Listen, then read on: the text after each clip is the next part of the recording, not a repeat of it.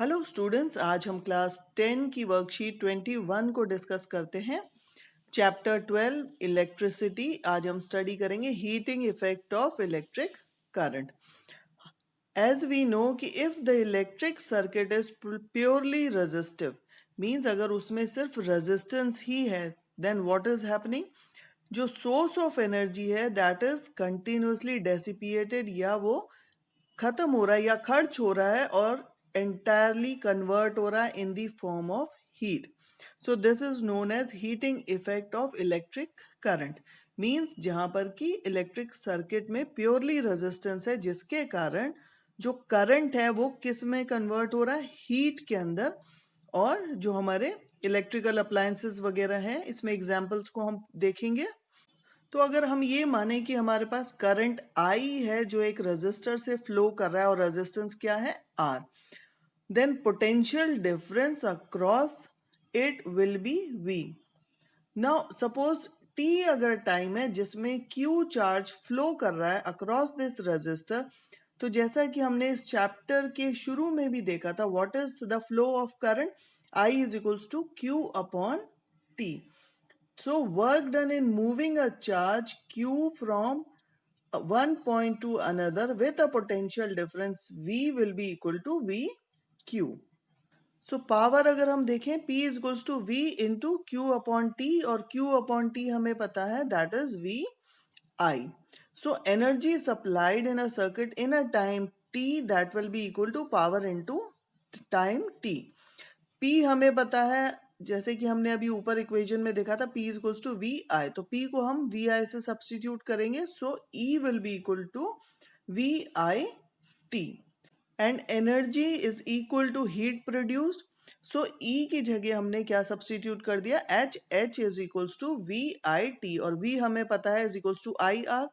So H is equals to I square R T, जिसको कि हम जूल्स लॉ ऑफ हीटिंग कह रहे हैं, which is directly proportional to the square of the current, resistance and time T. अब हम देखते हैं कि applications of heating effect of electric current. First of all, heating effect is desirable in all the devices like electric heater, electric iron, electric fuse, etc. In electric bulb, most of the power is consumed by filament, है ना। और filament अगर हम देखें तो हमें ऐसा लगता है कि वो एकदम हीटेड है and it is radiated, it is giving out heat in the form of light. अब जो इलेक्ट्रिक बल्ब के फिलामेंट हैं वो किसका बना हुआ होता है, it is made up of tungsten. And why this material is used? Because it does not oxidize readily at high temperature and it has high melting point. इसके साथ साथ हम और देखते हैं कि bulb is filled with chemically inactive gases like nitrogen and argon to prolong the life of filament, ताकि filament की लाइफ बढ़ सके और वो जल्दी खराब ना हो। अब इलेक्ट्रिक फ्यूज क्या है, सेफ्टी डिवाइस है that protects our electrical appliances in case of short circuit और ओवर लोडिंग। और फ्यूज वायर जो है या तो मेटल की बनी होती है और made up of N alloy of low melting point.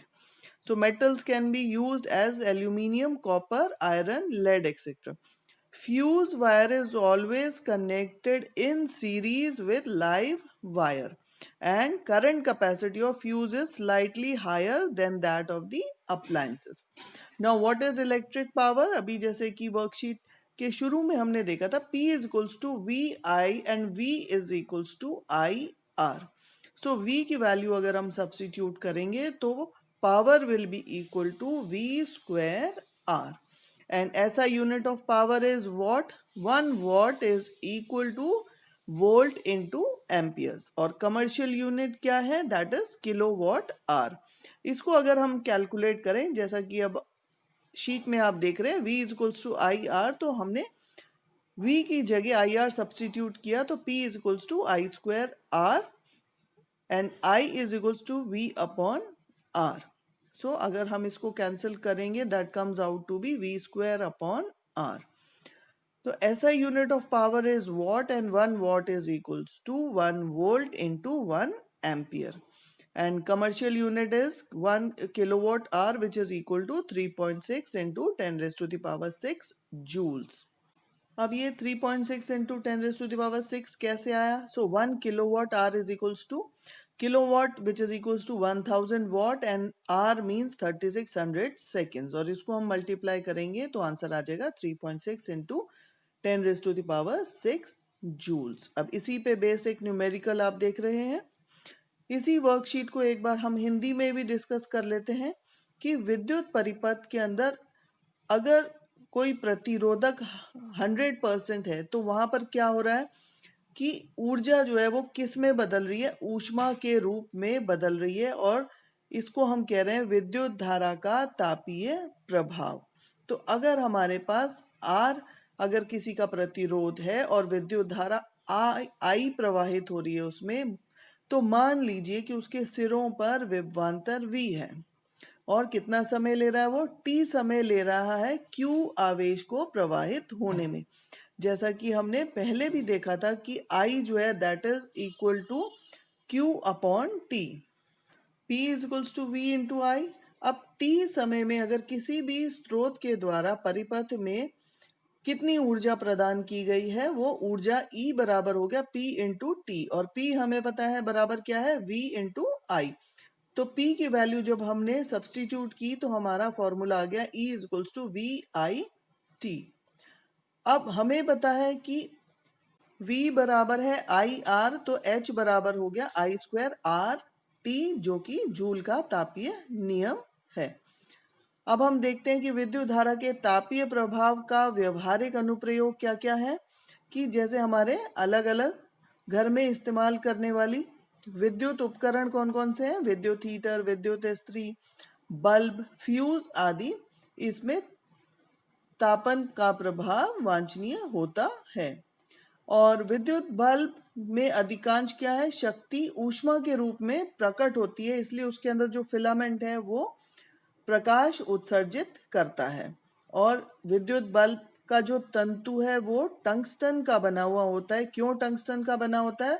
क्योंकि वह उच्च तापमान पर उपचयित नहीं होता और इसका गलनांक भी बहुत उच्च होता है। और इसके साथ साथ बल्ब के अंदर अक्रिय गैस जैसे नाइट्रोजन और आर्गन भरी जाती है ताकि तंतु की आयु में वृद्धि हो सके। और विद्युत फ्यूज क्या है? यह एक सुरक्षा युक्ति है जो शॉर्ट सर्किट और ओवरलोडिंग के समय बिजली के उपकरणों की रक्षा करती है। और फ्यूज जो है वो या तो धातु या मिश्र धातु की बनी होती है जिसका कि गलनांक कम हो। उदाहरण के लिए हम एल्यूमिनियम, कॉपर, आयरन का यूज कर सकते हैं। और फ्यूज हमेशा श्रेणी क्रम में ही संयोजित होती है।